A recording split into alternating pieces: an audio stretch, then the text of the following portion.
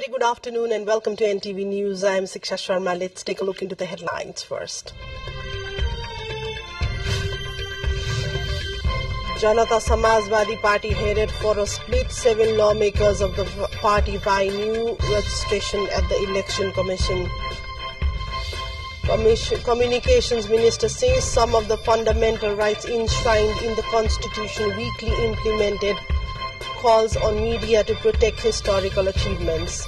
Ceasefire talks to hold Israel-Gaza war stalled. Israel orders Eastern Rafah evacuations ahead of an expected assault.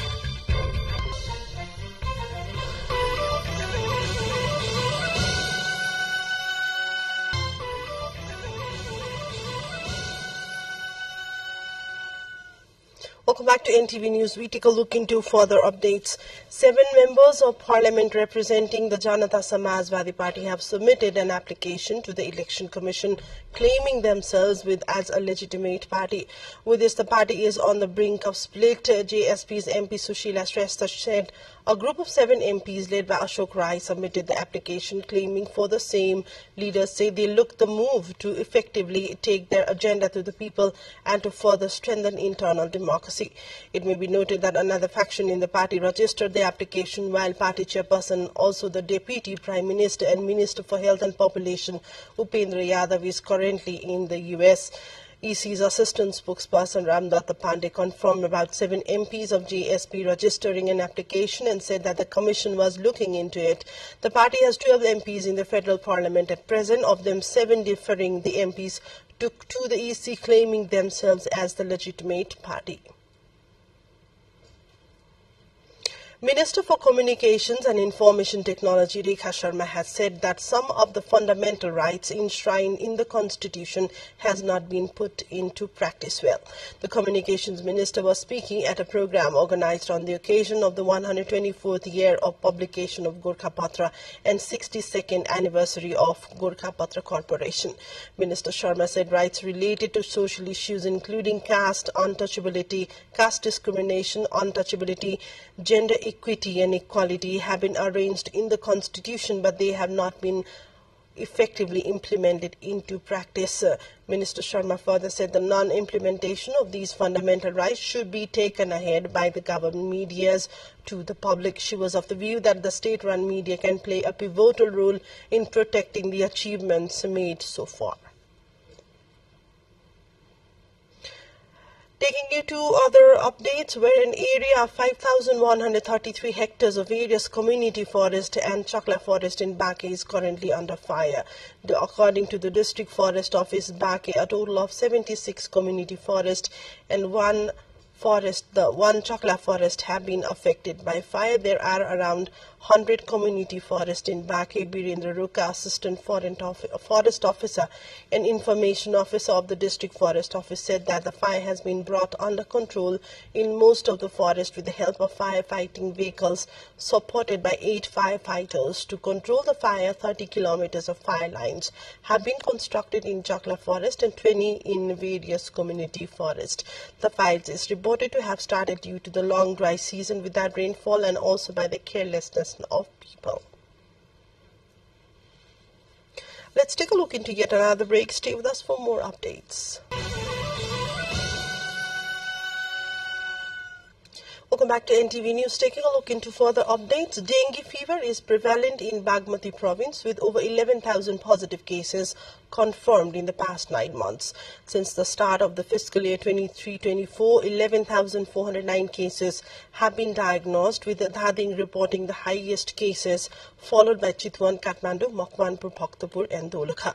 The office is preparing a campaign to contain dengue. The National Statistics Office says the average life expectancy of Nepali people has reached 71. The office revealed the statistics while making the book's Population Literacy and Demographic Indices related to the National Census 2078 public. According to the office, the rise in the average life expectancy is because of the comparative economic, social, educational and health indices. Likewise, the population growth rate has decreased from 1.35% to 0.92%. As per the census report, the population growth rate is highest in Lumbini province and the least in Gandaki.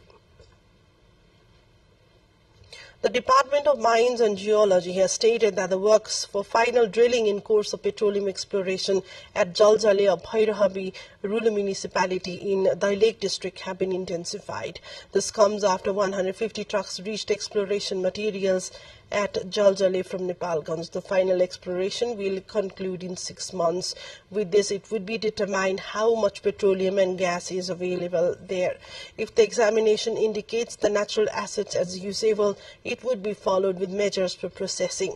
The exploration has been continued at the grant of 2.50 billion rupees provided by the government of China.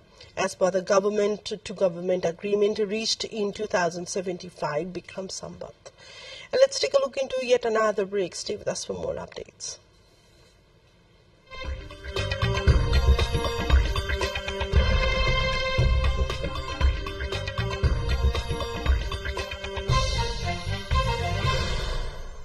The Israeli army has told Palestinians to begin evacuating eastern Rafah, according to an Israeli Defense Force statement on Monday, signaling that a ground invasion is imminent. People were told to move to Muwasi, an Israeli-declared humanitarian area near the coast. The army said it had expanded assistance into the area, including field hospitals, tents, food and water. The announcement comes amid fragile ceasefire talks and ahead of a highly anticipated ground offensive that Israel has been vowing to undertake for months to weed out the remaining Hamas militants there. Massive floods in Brazil's southern Rio Grande do Sul state have killed at least 75 people over the last 7 days, and another 103 were reported missing, the local authorities have said. Damage from the rains also forced more than 88,000 people from their homes, state civil defense authorities said on Sunday. Approximately 16,000 took refuge in schools, gymnasiums, and other temporary shelters. Elsewhere in Kenya, the number of people killed by flooding and other impacts of the heavy rains battering Kenya has risen to 228, the Interior Ministry said on Sunday. The torrential rains that have caused widespread flooding and landslides across the country in recent weeks are forecast to worsen in May. The deluges have destroyed homes, roads, bridges, and others. Chinese President Xi Jinping reached France on a state visit hosted by Emmanuel Macron, where the French leader will seek to warn his counterpart against backing Russia in the conflict over Ukraine. Xi's arrival for the visit, marking 60 years of diplomatic relations between France and China, heralded the start of his first trip to Europe since 2019, which will also see him visit Serbia and Hungary. But Xi's choice of France as the sole major European power to visit indicates the relative warmth in Sino-French relations since Macron made his own state visit to China in April 2023 and acknowledges the French leader's stature as an EU power broker. A quick look into other highlights of what's coming up next.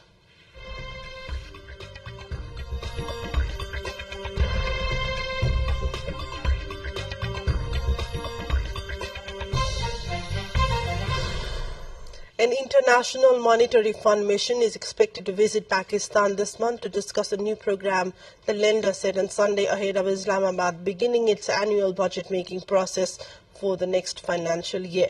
Pakistan last month completed a short-term $3 billion program which helped stave off a sovereign default, but the government of Prime Minister Shehbaz Sharif has stressed the need for a fresh, longer-term program.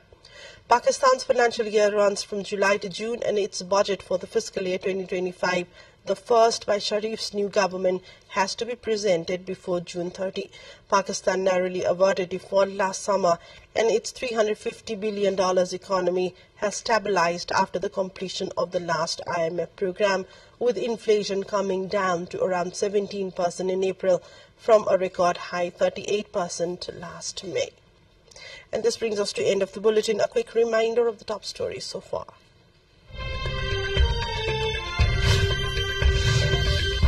Janata Samaj Party headed for a split. 7 lawmakers of the party vying new party registration at the commission.